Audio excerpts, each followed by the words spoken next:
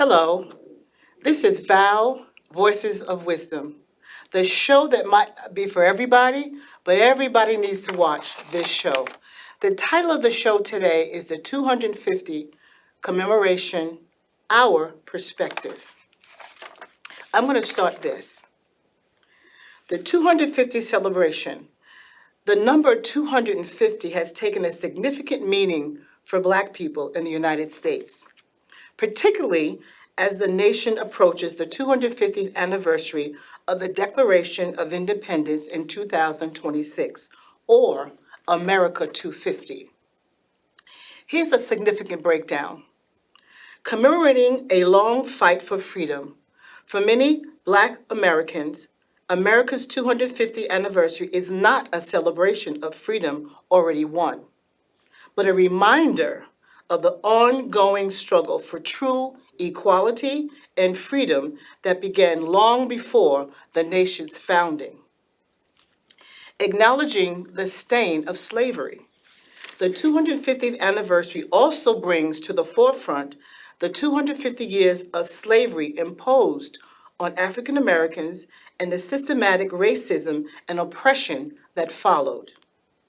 Centering Black stories, organizing like America 250 are focusing on centering the tapestry of Black stories and Black voices to ensure that the contributions and experiences of Black communities are recognized and celebrated during this time. Rectifying historical injustices, the anniversary is seen as an opportunity for the nation to confront its past, including periods where it has failed to uphold the promise that all are created equal. This includes addressing issues of reparation and lingering effects of slavery and discrimination, telling inclusive stories. State commissions and initiatives are working to highlight the contributions of all people, including African Americans who have been historically excluded from the mainstream narrative. In short, 250 in this context represents a pivotal point and a pivotal moment to reflect on the past, acknowledge the history of slavery and oppression, as well as the resilience of Black people. Celebrate Contributions highlights the integral role Black communities have played in shaping the nation. Commit to the future, work towards a more equitable and trust and just society. The 250th anniversary offers a chance for the nation's dialogue to reflect on the meanings of America and the full realization of founding ideals for all citizens.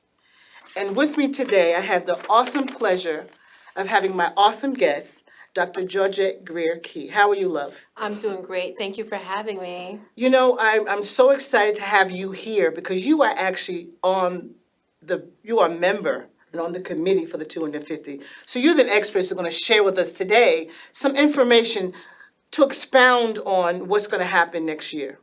Well, I'll tell you, it's been 5 years that we've been working on the 250th. And I remember 5 years ago, we started talking about it.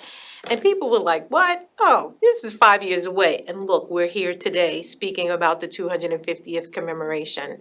It's been a long time coming, and I'm really proud to say that I am a New York State 250th Commissioner. And also, I work with the local Suffolk County, Long Island 250th Commission, and I know you're a part of that too. So, kind of what we've been doing is looking at how the state can come together.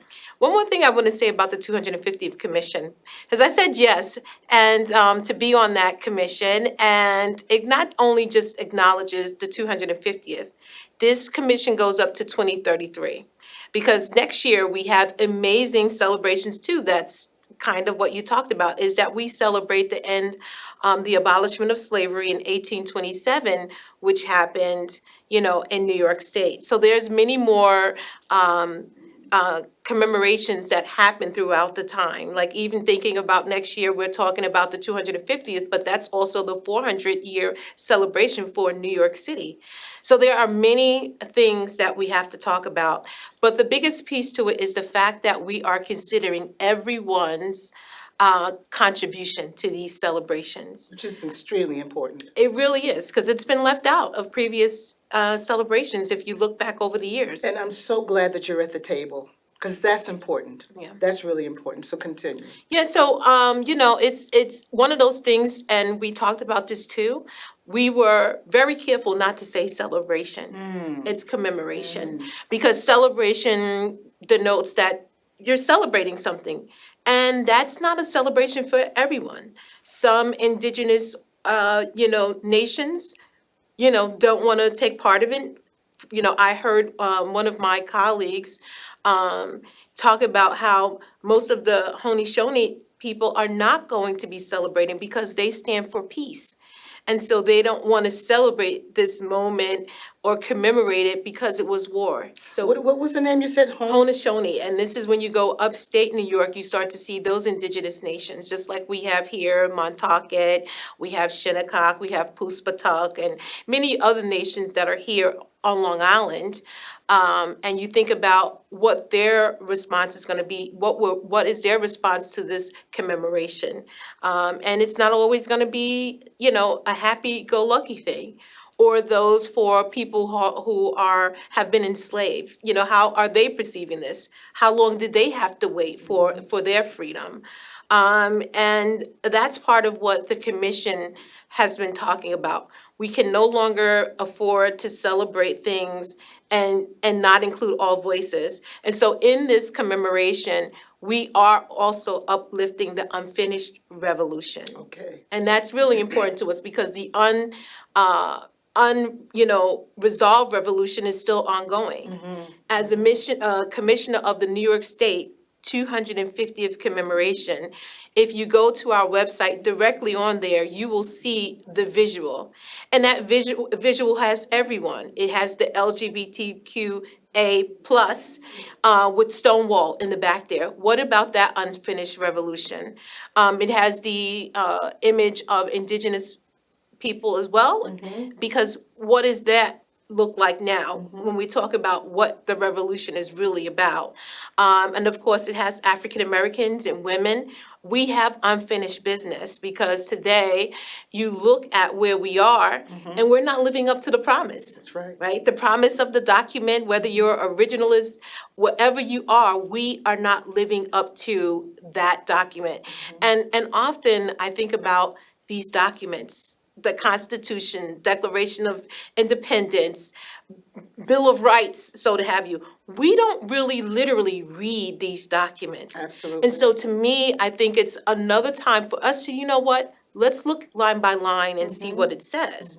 Now, there is an argument that, of course, when those documents were being written, many of the people who were left out in the unfinished business of revolutions were not really considered in those documents. Exactly.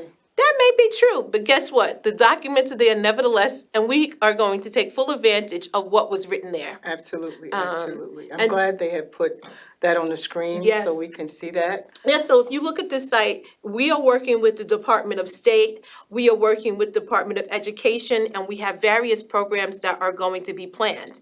Like, for instance, that logo there, that logo was a partnership with I Love New York. There will be a website where we're asking everyone to upload their actual events that is happening. And not just merely thinking about the marketing of our events. We have programs rolling out with the Department of Education for schools. They'll be working with various school district BOCE systems, and looking at a tapestry. What brings us all together is that tapestry, and that tapestry is a quilt. We'll have quilting exercises for different school districts or Awesome. community groups. Create your piece of the quilt and let's come back together. Awesome. Very reminiscent of the AIDS movement, back when we were doing quilts to support that. Another thing, when you think about the website, it's really important because there is a guide there. We no longer want to just have it because we've always done it that way. Right, So we right. want to uplift some other things. You can go to this guide. It can give you examples. It can give you information. We also have partnered with the archives, and you can get everything from this site. You can see who your commission members are so that you can reach out to them and make sure that your voice is being heard. You can also email us if you have any questions. The email is there, New York State 250th at nysed.gov. Because again, this is something that we're looking at and the role the revolution played over the concept of civil rights, liberty, equality, and we can't do that without having everyone on board. Right. Yeah, so we're not just looking at, the role. And on Long Island, even though New York State played a pivotal moment in the Revolutionary War, Long Island in particular really had a very pivotal moment. Let's talk about that. Explain that a little Yeah, bit. well, if you go up to Setauket, we think of the Roe brothers. We think about the Culper Spy Ring, which of course I've been a part of that. I was in charge of a revolutionary structure for 8 years in Port Jefferson Village, and we look at how we all came together. All of the sites on Long Island. So from Oyster Bay all the way to Sag Harbor, because even in Sag Harbor we have Meigs Run, where soldiers march from Connecticut here. So that's something that's significant. We have in Cinema Riches, we have Catch 'em In. That is significant. And all up the corridor of William Floyd, we have the Manor of St. George. And then, of course, you have William Floyd, the signer of the Declaration of Independence, which, I'm sure that they're building up their program. So Long Island was really pivotal. You think about the Revolutionary War, I always say it split families. And kind of, a conversation that was happening is when you think about that William Floyd corridor, when they marched through there, they burned every single thing down because they needed the wood for ships, for burning wood and whatever. They needed all of this wood and they burned everything in the wake. And the William Floyd estate still stands as a monument to the Revolutionary War. You start to think about the Loyalists versus the Patriots. This was in families. There were families split, just much like today. I'm sure families are split along those political lines. But one of the things, is the little folk story about William Floyd is we think it wasn't burned down because, there was a loyalist and say, hey, I may stand to inherit that house, don't burn it Exactly, down. exactly. So we think about those stories, but we also think about the people who were living in a state of being occupied, right? So there's stories of how people survived, how people left and went to Connecticut because they knew that they would, be endangered. And even just thinking about what that means today when we talk about patriots versus loyalists, we don't understand that this country was started by descent. And now that's how the country was started, by descent, right? From the mother country, right? But then today, in terms of how we speak politically and socially, if we don't agree, it's like you're my arch enemy. Exactly. That's ridiculous. No, we don't have to agree. We agree to disagree. And to Exactly. be among one another. So these are conversations that need to happen. You opened up earlier, which was really poignant to me, is that it's time for the conversation. Absolutely. And that conversation includes all of this. I think people misquote when they say to an enslaved person, what is the 4th of July? And they misquote it, like, you're not going to celebrate the 4th of July. No, we're going to celebrate the 4th of July and Juneteenth, right? We're going to celebrate it all because these are American, stories in history that belong to all of us and not one particular group of people. But I know there were some people that I knew of that didn't celebrate the 4th of July. And they have this feeling that they don't want to celebrate 4th of July. Why do you think that might be? Well, because it's just like we're talking about now, the unfinished revolution. Not everybody was free.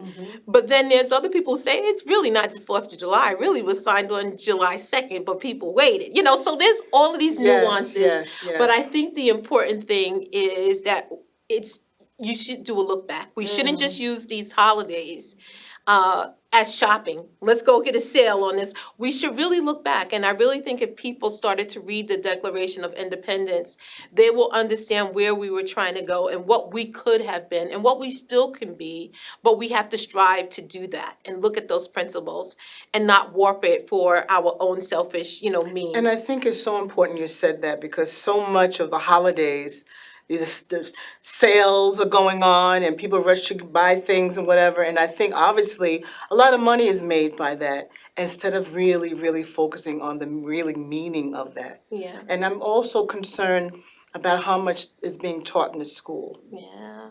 You know what? A lot of people and social studies teachers and others who believe in civic education, that's not by mistake that we no longer teach this. I think we have to go back to civics education and really talk about, our country, our founding documents and what it means. The fact that some students don't even know how to write in cursive writing. All these different things, this is the time for us to revisit how we understand our own history. Citizens of this country, residents of this country do not understand their own history because we're not teaching it. Now, some of that I will give to the field of historians and educators that teach history. Okay. We got to go away from just these dates and people's names, and sometimes that don't look like us. I think we need to get to the stories and the heart of the matter. And we can do that. We can do that because we've all played a role in how this country has been shaped. But I do think that it's the time for us to say, you know what?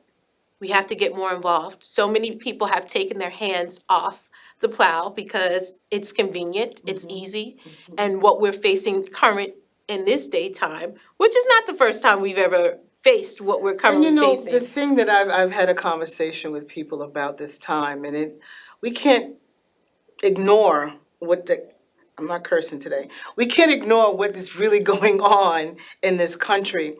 But I want to look at it, something you said sparked me to say this, that I think is some good can come out of this, that we can start focusing on what we're talking about now and maybe really have a different outcome. Yes. And I try to stay positive. Yeah, you know what, we can. I mean, I know your upbringing and I know mine. We cannot be, on the negative side of things. Absolutely. We are moving forward. We're looking at how we can take these lessons. Like right now today, one of the unfinished business that we talk. Why do we have to still have this conversation about equal pay? Why do we have to have this conversation about women and the autonomy of their bodies? Why do we have to have this conversation about who someone chooses to love? Why do we have to have these conversations about things that really should be up to the individual? Absolutely. When you think about conservatism, what I grew up knowing is that, they want less of a role and less of a hand in everyone's day-to-day life. That doesn't seem like it. I unfortunately avoid TV. I do not watch it. I can't control what comes over my feed sometimes, but there is no reason why we should be inundated every single day with the negative effects of the few who absolutely just now are in control of things. And so I think it's that thing that we have to continue to remember, we the people. If we remember we the people and we are truthful with one another, because there's a lot of people that are not happy where things are going, but how did you vote? Or did you come out and vote? Exactly. And so this is the time when we're at 250. Some philosophers say this is the time that, civilized societies basically break down and restart at this mark. And we're almost there. Absolutely. We're almost there. Absolutely. But I think that we have to go back to our founding documents were not perfect, but it had a lot of good in it. We need to sit there and read it. We need to think about what it means for us individually, what it means for our community, and what it means for the future. And if we do that, we can find that commonality of humanity Absolutely. that seems to be disappearing. If we find that commonality of humanity, I think we can move forward. But you can only move forward in the truth and in the light. Absolutely. And so the truth and the light is us acknowledging that this was not perfect. Although it was not perfect, there were many contributors that have left out of it. There were many people who were not able to partake in that liberty and That's equality true. and That's freedom. true. That's true. And it would take over, in terms of legalities and law, it would take, about 100 or so years for, the first Civil Rights Act to be enacted, right, in 1866. But we know that still didn't happen too. It was still delayed. Absolutely. Even more until we come into another 100 years. And so we think about the 4 years of slavery, but we must think about Jim Crow, segregation, and we have to think about what that means for the movements. And so those movements don't only include the abolitionists. It does not only include women's suffragists. It also includes the environmental movements that were happening at the time. That's true. So acknowledging all of these movements that were trying to make this place that we live, the Earthship, a better place. And so we're all of that stuff that we were actually celebrating then and trying to make strides on, there's been a backlash on it. We no longer want environmental, safety for generations to come for our children's children. That's right. Right? We no longer want to uplift women and their roles that they play inside of the house and outside of the house. We no longer want to listen to conventional medicine and that women can make choices for themselves. Exactly. We no longer want to educate and tell the full whole story where books are being banned. And then the backlash on DEI, which is, again, where did that start? It didn't just start now. That's true. It's always been a backlash, and I think it was a remedy to change some of the injustices. And so with those backlashes, like I said, on the environment, people don't believe in global warming. See what's Duh. happening, It's right? like, duh. We're having floods and Exactly. extreme heat and all these type of things. So I think that in order for us to get a handle on it, the only way, the true way for us to bring about change in this country is to get civically engaged. Absolutely. Educate yourself, like I said, go back. We got to read those documents. There is a civic education movement happening, and we got to get back involved. And the only way we change it is we the people, and we the people can come out in numbers and change this thing. And the thing that I'm personally doing, and I think is such a divide in this country right now, and I'm going to be just straight up because this is what I do on my show, is such a divide sometimes between black and whites. And I make a purpose of making sure that I'm love. I am love. So when I have a conversation, I have a conversation with, I have a lot of friends that are going through a lot of changes. White friends are saying, "Oh, this is horrible. This is horrible. This is horrible." And I said, honestly, we've been through this before, and we're resilient. I said, but I'm going to love you. You're going to love me. And this is the little ways that we're going to continue to go against the resistance of what's going on in this country. And I think this is what we can do one by one and just hold hands and love each other. And just, I think about the atmosphere. We can change the atmosphere and change the tone of everything. And we have like a 3 minutes or so to go. So I want you also to tell the people how they can get involved and how they can change in this time that we're getting ready to go into the 250 in 2026. Things that we can do and things that are going to be happening leading up to 2026 and when 2026 gets here. I think one of the things that people can do is just about every community has a historical society or a museum. I think it's time for you to go there and ask them, what are you doing for this commemoration? How can we get involved? I think you go to the schools and speak to teachers on the 3rd and 8th grade level and say, we want to make sure that you're teaching the whole history and not parts of it that feels comfortable and others that don't feel comfortable. I think you need to go to, again, we're working on Discover Long Island. There's a page, Long Island 250th Commission in the state. I think we have to do that hard work, but I think there's also times for us to come together. I know Sail 250th, Sail 4th, July 4th, Sail 250th, we're bringing all these tall ships to the city's harbor. That's something to look forward to. Who doesn't love a tall ship from around the country? The Parks Department are doing something. So the state parks, and we have state parks here, they're working on planning and doing things.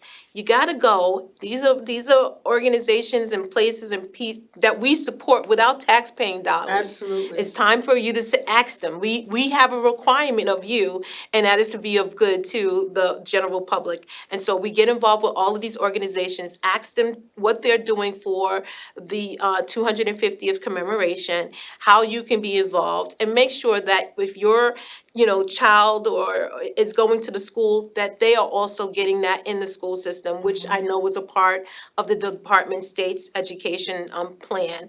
So that's what we got to do.